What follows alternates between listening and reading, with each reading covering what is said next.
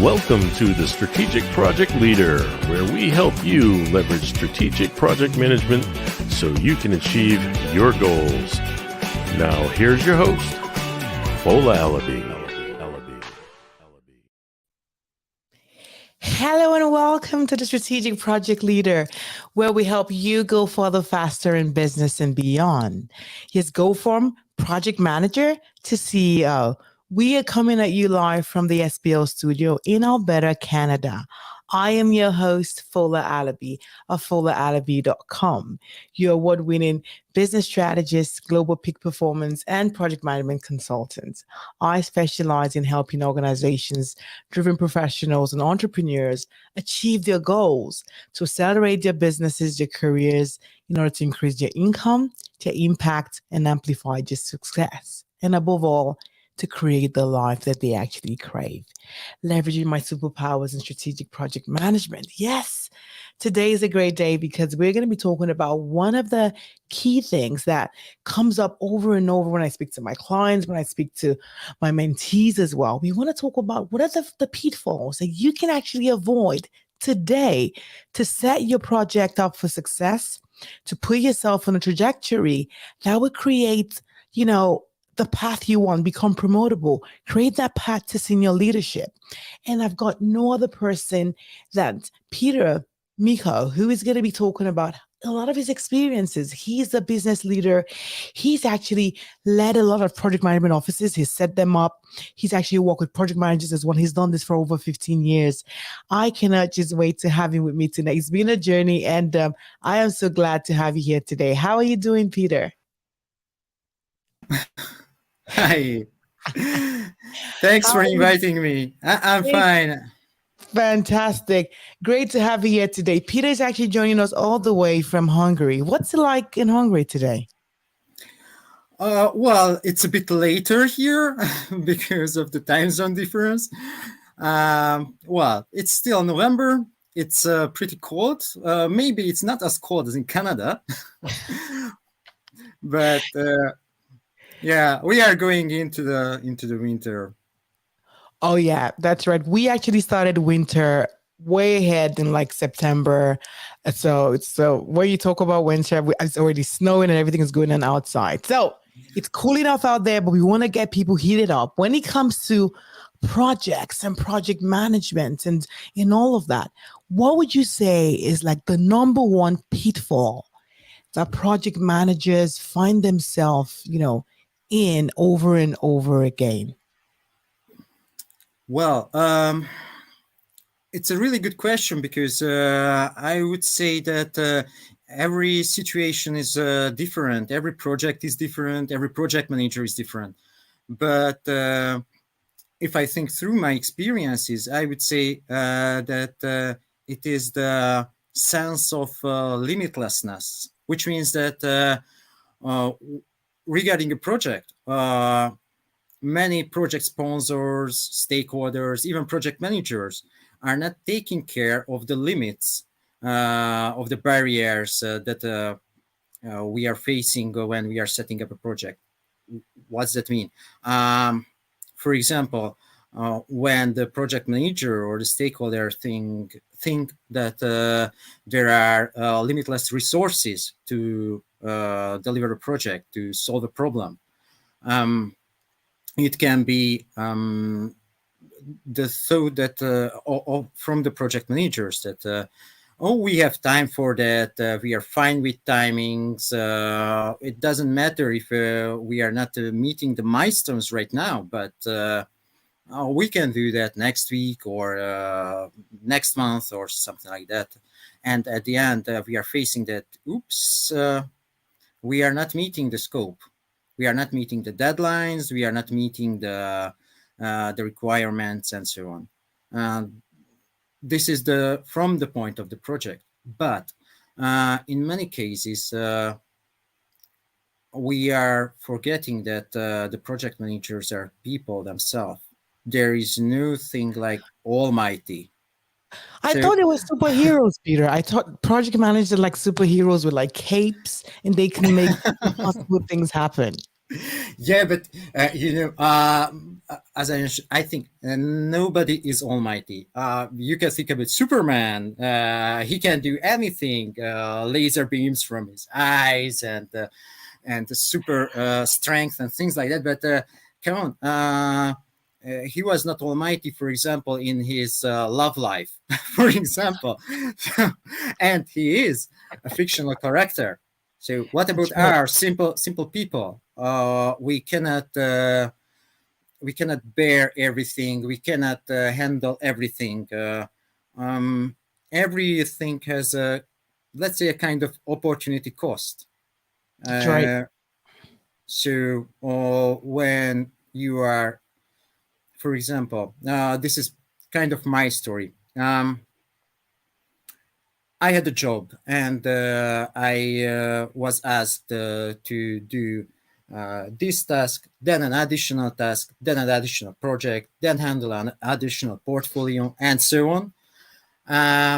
And to tell the truth, every single task was not, let's say, a big deal. It could be handled quite properly, but the volume was so high Yeah. that I couldn't manage everything. Additionally, came that a pressure from the company culture. It was how is it said, a toxic culture. I know I uh, get it. Yeah. and that was a kind of additional pressure, and I ended up really sick physically and mentally, to tell the truth.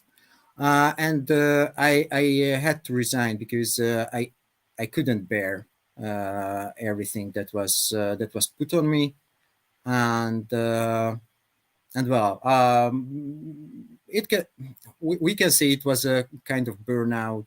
We can say it was a crackdown, whatever. Um, and it took me approximately, let's say, 2 months, 3 months to recover physically, but the mental recovery took much longer. And I know it's this is one piece that we definitely need to actually unpack when it comes to a lot of stress that comes with multiple projects and multiple tasks and project managers being given a lot of work to deliver, and it comes to a point where it's almost a breaking point. I want to just unpack this a little bit before we dive deeper, Peter. First, I want of you to listen. For you listening today, for projects, they're always going to be constraints. You think about, you go to a store. I remember saying, do you want it cheap? Do you want it fast? Do you want a great quality? You cannot have all three. At the end of the day, you have to pick. You either want to get something of a very good quality and you're going to pay a little bit more for it, or you want to have something, given to you really faster, and then it means that the quality might be a little bit less. However, there's all of these constraints that happen over and over again. However, as project managers, are you sitting to have these conversations with your project sponsor? Are you speaking with your stakeholders to be sure that they understand that there are multiple projects, there are multiple deliveries, there are multiple needs that are actually coming through the pipeline? And at the end of the day, if you've got so many balls in the air, you may end up dropping some of it. Apart from even dropping some of it, Peter has already alluded to the fact that it could actually even strain your health. So my question will be, when it comes to this limitless piece where we know that there's no, finite resources that could help things speed up so fast, how have you been able to then overcome that? Because that's one key pitfall. So when a project manager is actually in that situation right now, what would you advise that they can actually do to turn that around? well, we are talking about I would say two things. One is, if it is about a project, then it must be handled at the really beginning. I assume that we need to state at the really beginning, when we are doing the planning phase, that what are the resources, what are the requirements, what are the needs, to set up a proper project plan. And if we are executing that project plan, then we won't face that there are additional requirements, that there are assumptions that there are more resources, because we state that at the really beginning that, okay, we can deliver this project, I can deliver this project, you are the project manager, I can deliver this project with this details, with these requirements, with these suppliers, these resources, and things like that. So and let's say it can be in the project charter, it can be in the project plan, it can be in the whatever documentation you are referring to at the beginning, and you can discuss that documentation and get that documentation accepted by the project sponsors, by the clients, to be aware that there are no more resources, there are no more requests to put into that project. If they want more, if they need more, if they want it faster, better quality, if they want much more features, or whatever methodology we are talking about, then additional support and modification is needed in the project, which means that they should give you more time, more money, more resources, whoever is responsible for that, the client, the project sponsor. But you need to have a clear statement at the really beginning. What can be delivered? That's right. So, you hit the nail on the head. When it comes to everything, I almost say everything is actually possible as long as you communicate it, right? You say, this is where we are at. We're planning right now. We want to deliver, for instance, if it's going to be like an IT transformational program, you want this done in the next 6 months, you create a plan. You ensure that the project charter extremely outlines, the resource requirements, the costs, at least the high level requirements of what you understand the project to be. And then you need to let the project sponsor and the stakeholders actually decide on what exactly do they really want. For X amount of dollars, for X amount of pounds, this is what you can actually get based on resources that we have. Or if you want us to change anything, these are the options. I think one key thing that the project managers need to understand is that when it comes to resources and the quality of the work, we need to communicate and give our stakeholders the options. You see what I mean? When it comes to those decision making, right? When the options are not clear, then we go off and say, I'm so stressed. I have a lot of this work. But when you communicate and then they decide that we still want that, then it's going to cost you more money, right? And that way they can then say, we're going to probably let go of 2 requirements, or we're going to add more money or add more resources. But at the end of the day, it's up to our stakeholders and the sponsors to make that decision. So take note of that. That's a wonderful piece that you've actually dropped there. What would you tag as the number 2 pitfall that you have seen that could actually derail a project totally? Well, it is actually kind of in connection with the last sentences you mentioned. I would say it is the losing focus. When you are doing a project, there are a lot of, let's say, noises. What you get, it can be internal noises. I mean, your thoughts and your assumptions, or within the project team, there can be different kind of advices, such as, oh, this should be better like this. And there can be external noises from the project sponsors, from clients, and so on. And again, back to the project charter. If something is not documented well, then these noises, even if it's documented well, these noises can give a different direction to the project. And at the end, you will end up with a different scope. That's right. Um, okay, let me give you another example.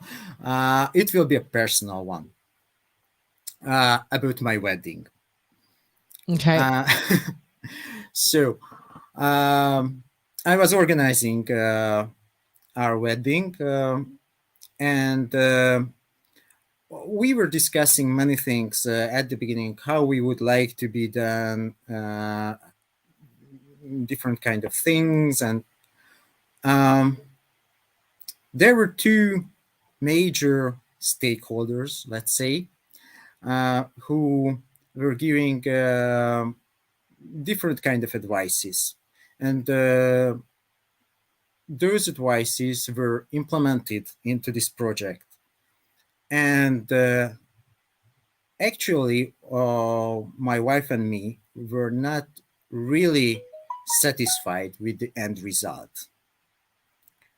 Um, Let me ask a question, because there might be some cultural differences about how do we understand what is the scope of a wedding. What do you think? What is the scope of a wedding, Fola?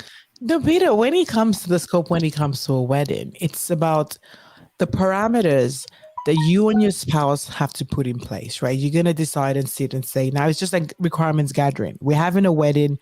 That is the actual outcome. What exactly do we want? Do we want a wedding that we're going to entertain 100 people? Do we want it to be intimate where we have 20 people? Those are the people that are going to be there, because based on the amount of people, we can then say, okay, we want to have it at this particular location.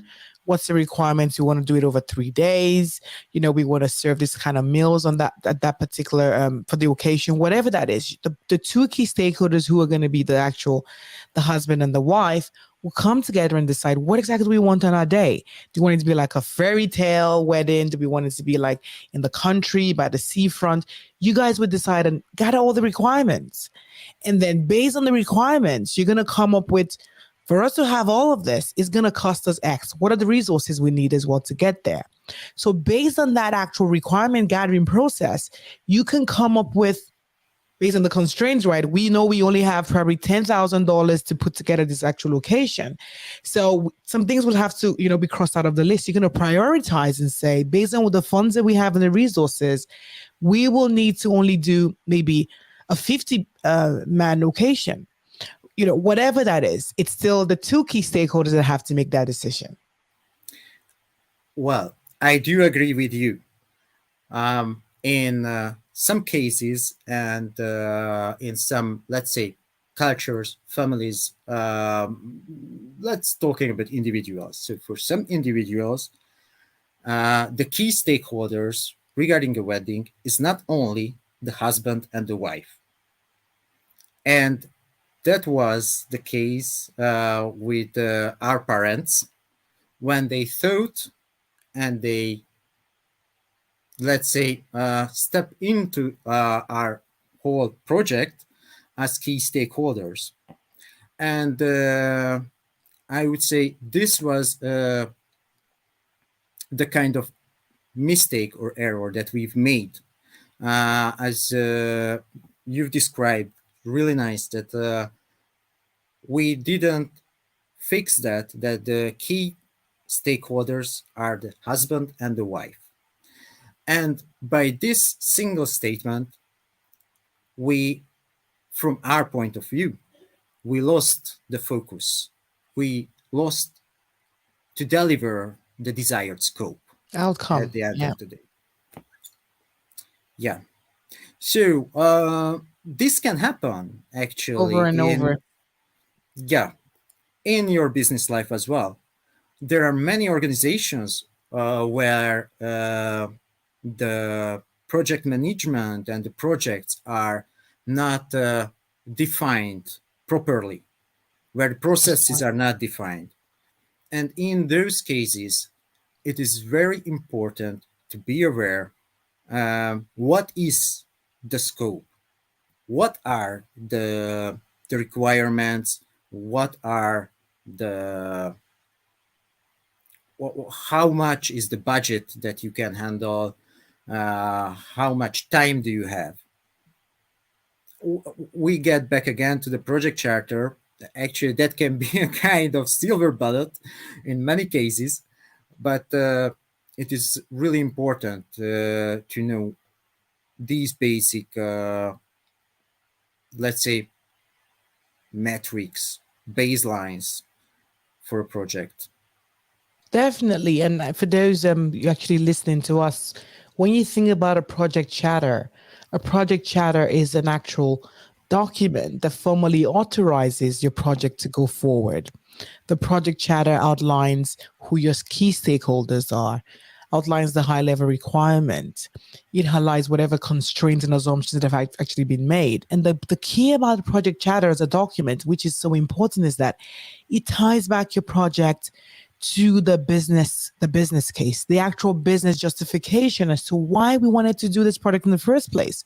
Because a lot of people go off managing projects and it has no direct connection to the strategic goals and objective of the organization. That is already failure from the start. So ensuring that you have that actual project charter signed, sealed, and delivered, outlining who exactly you need to be talking to, who the stakeholders are, the actual outcome of the project, and even the timeline, the cost as well, because you're going to be approved, right? The product sponsor will be signing off on that document to say, we now have formal approval to, give Peter $10 million to go off and change the world. You know what I mean? But really, we need to think about that and ensure that we have a project charter documented and signed off. And that's another piece that I believe that is a pitfall, because at times project managers have handed over projects halfway through the project where you're not really sure what has been going on before. You need to go back and check and see what has been done already, right? What exactly are the things that have been outlined in the project charter? And you may even find out that they may have not even been any authorization to do this project. I have seen cases where people have got projects and they say, yes, I know I was handed over those resources to do the project. There was never any authorization.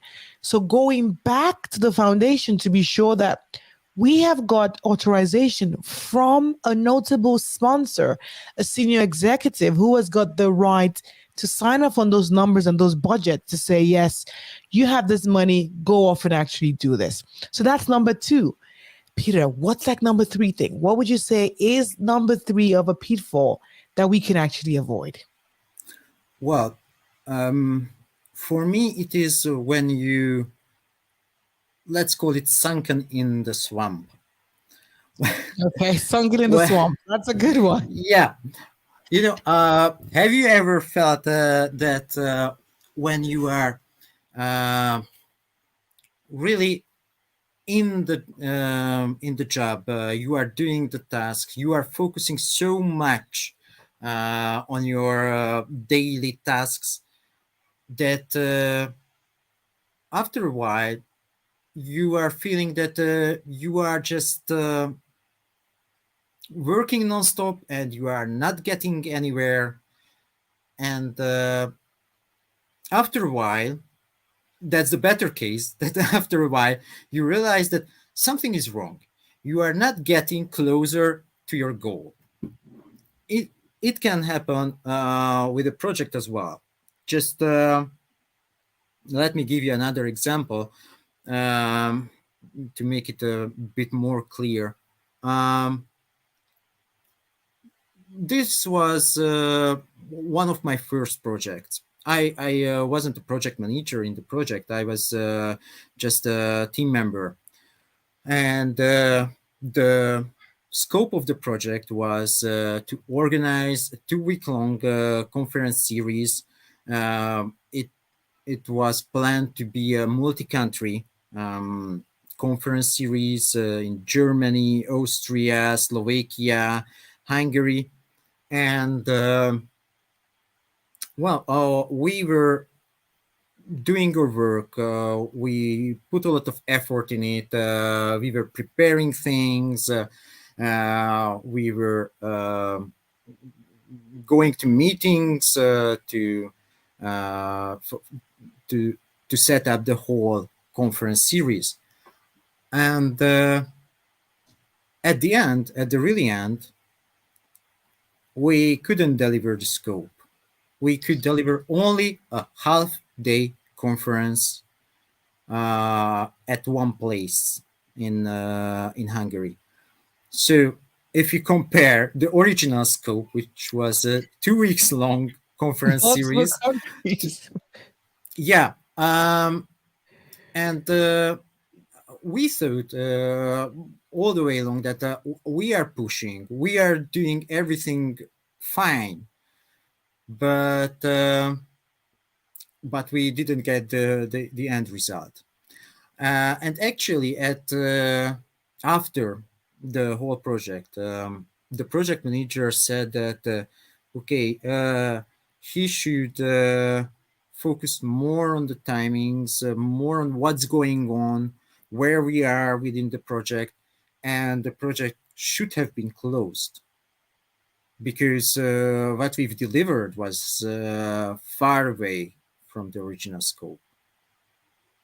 So I would say that what's a good advice in this case that in one hand, from time to time, step back, check the actual project health, check where you are, how are you with the timings, with the budget, with the main KPIs of the project. If you are meeting the needed status at the time.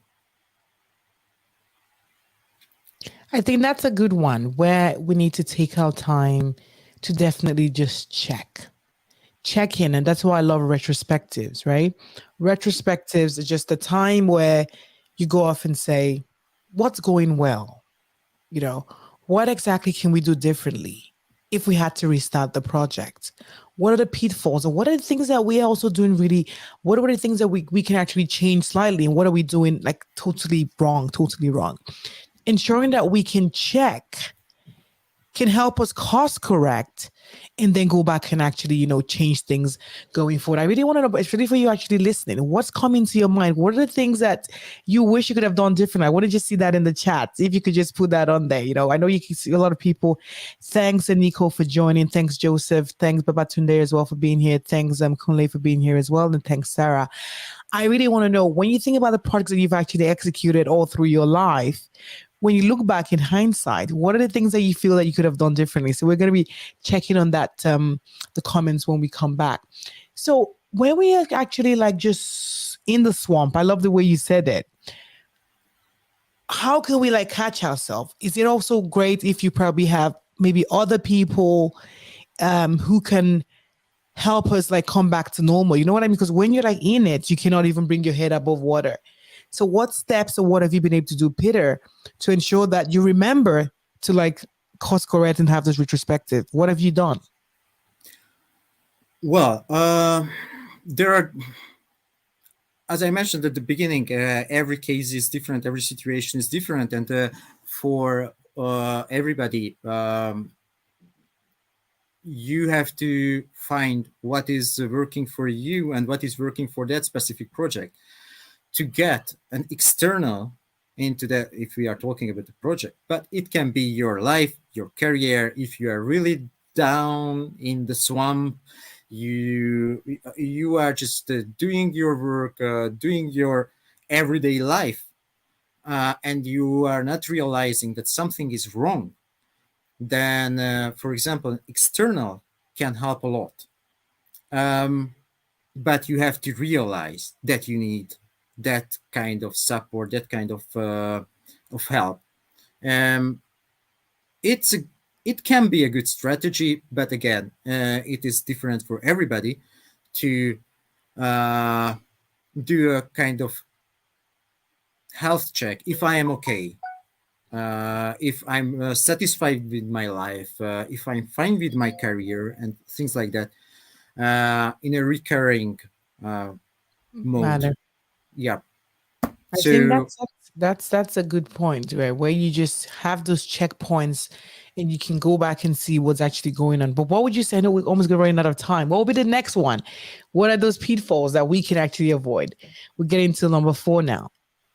Yeah, maybe this is not valid for everybody, but it can be very, very, very dangerous, I would say, when the actual project manager is blind for the game.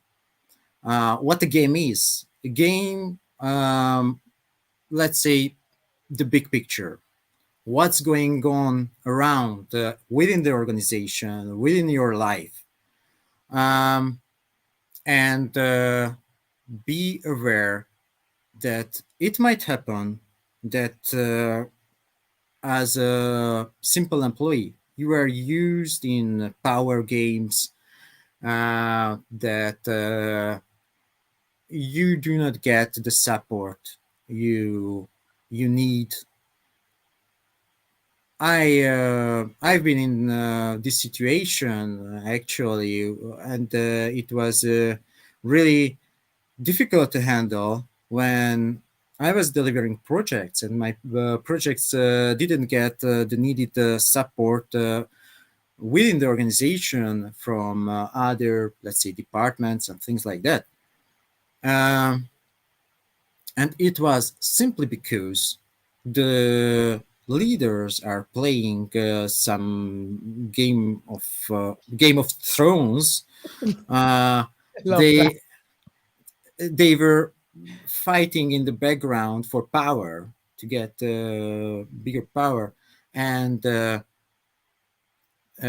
reason why I didn't get those supports, it could be, let's say, resources, some kind of specialist from another department, or uh, to handle some parts, some phases, or parts of processes of my projects by other departments.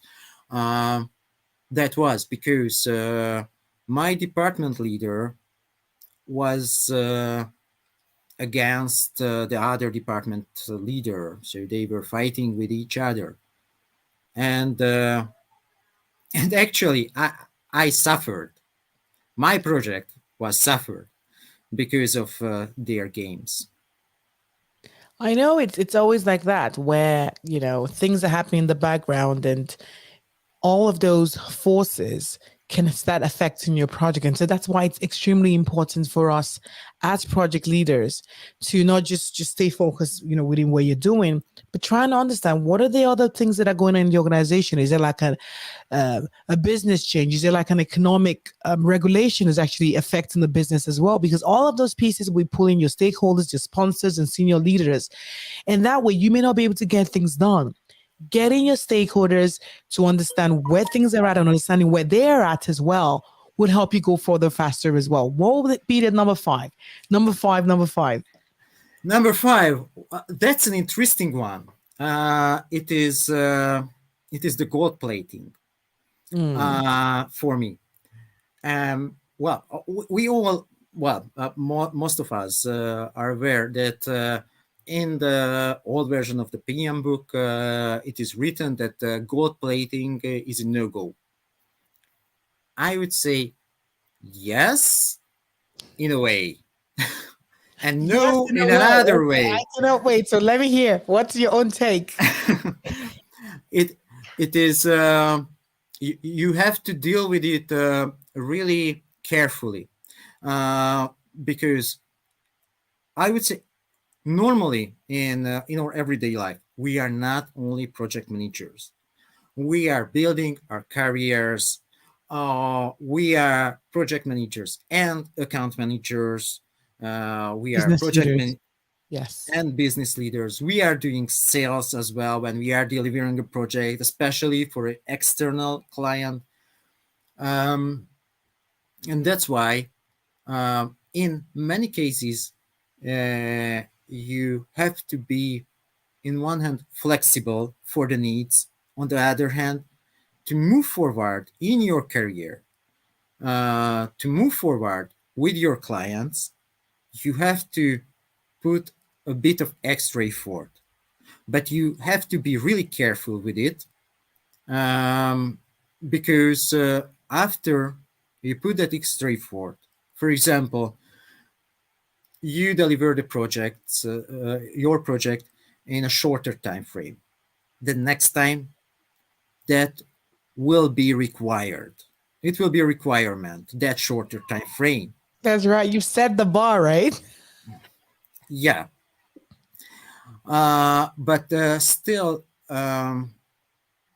we, in most of the cases, we are building our careers. We want to move forward. And That's right. to move forward, to be able to be supported by others, by your leaders, project sponsors, and or other externals, you have to show a bit more, and that is that line. What you have to find to build your career, to deliver the project in a kind of better way, but still next time when you are asked, you could, you will be able to deliver that project again with the same quality or even with a better quality. Absolutely. I get the fact that when you're thinking about gold plating, you're looking at it from over delivering a little bit, right? So that way, although the client said they wanted the IT system just to be able to create widgets or you can click on whatever that is, you want to add a little bit more and then you push that. And it's all about over delivering, but we have to also strike a balance there. For me, it's always a case of whatever it is in that project chatter, you have to ensure that you deliver to that and you set as an expectation. But when it comes to over delivering, I love it when project managers are over communicating. You see what I mean? Like you ensure that when things are going well, things are going wrong, whatever that is, there are no surprises.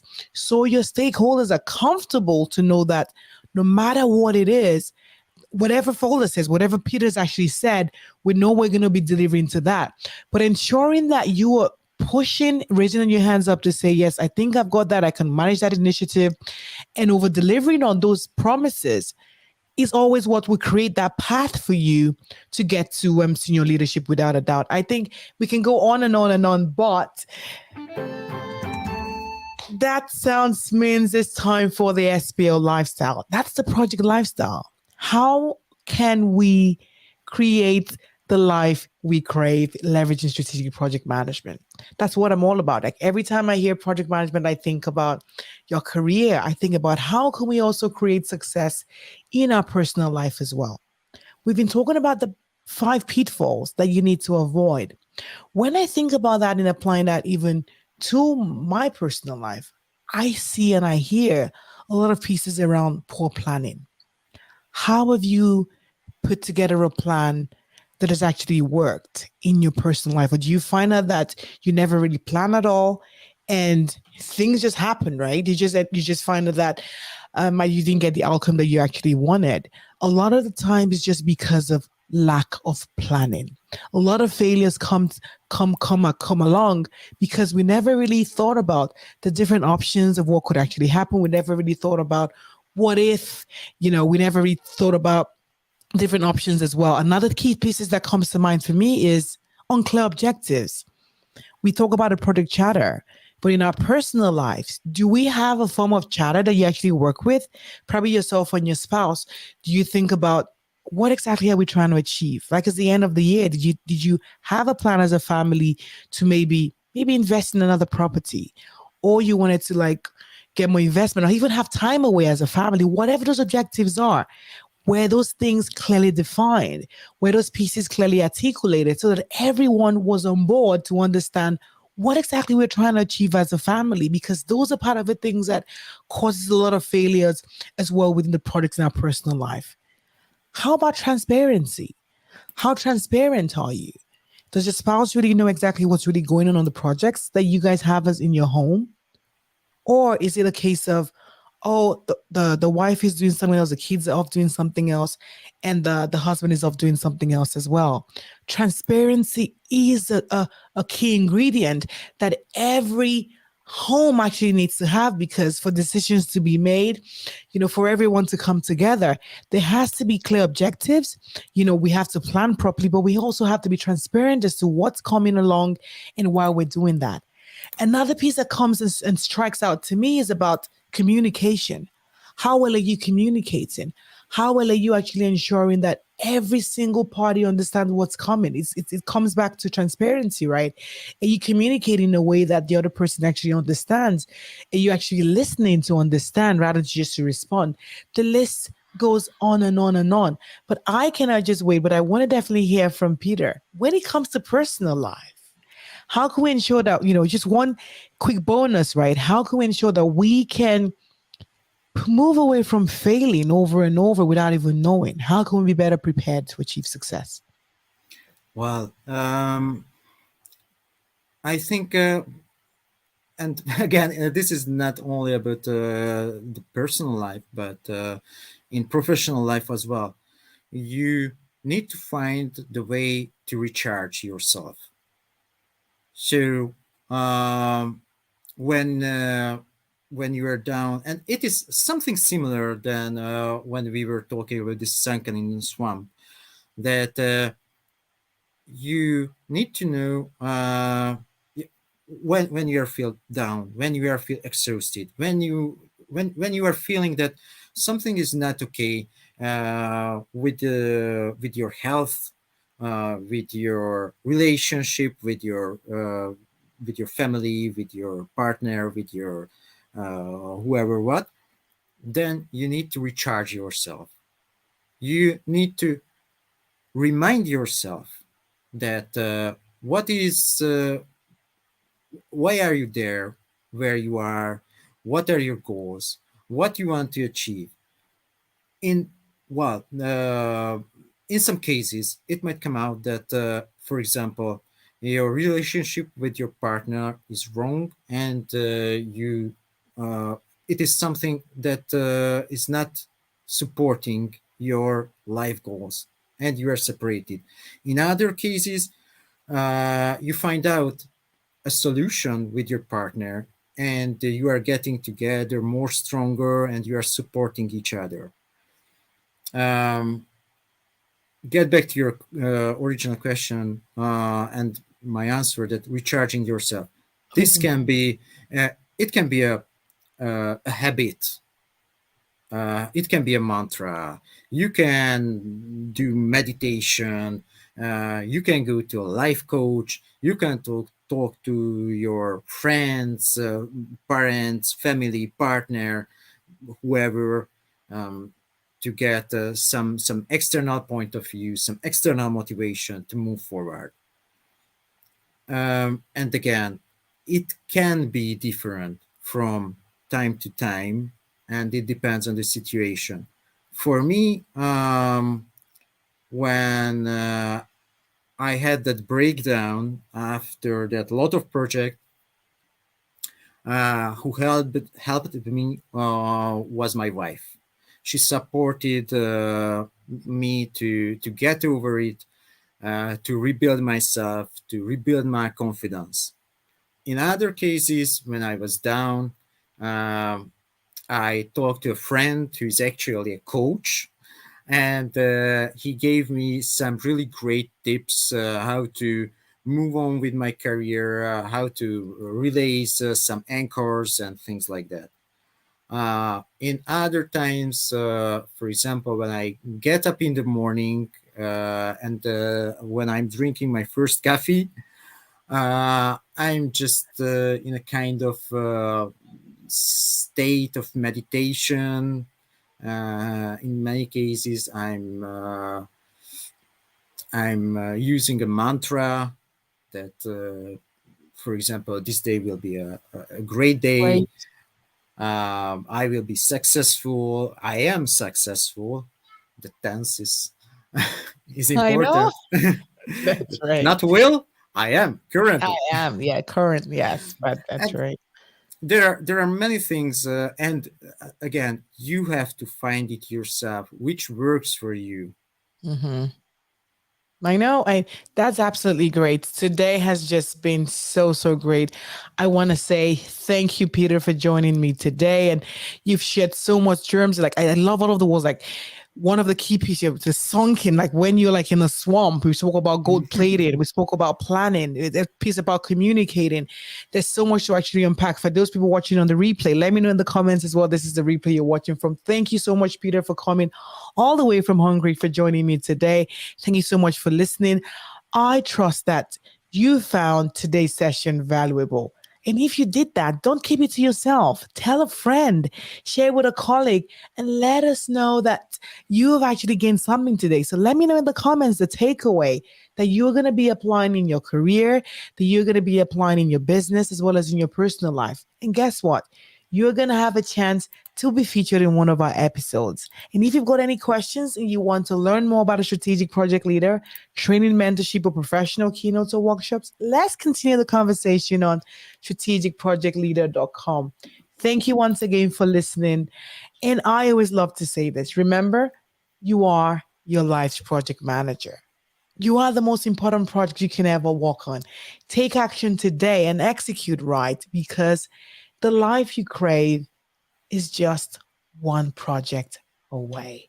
Set your reminders for next week, because we're going to be dealing with some thought-provoking thoughts around strategic product management again that can help you level up in your career and become that project manager that has a path to become the CEO. Same time, Saturday, 11 a.m. Eastern Time. Make your life's project count. Thank you so much once again. I appreciate you, and I cannot wait to see you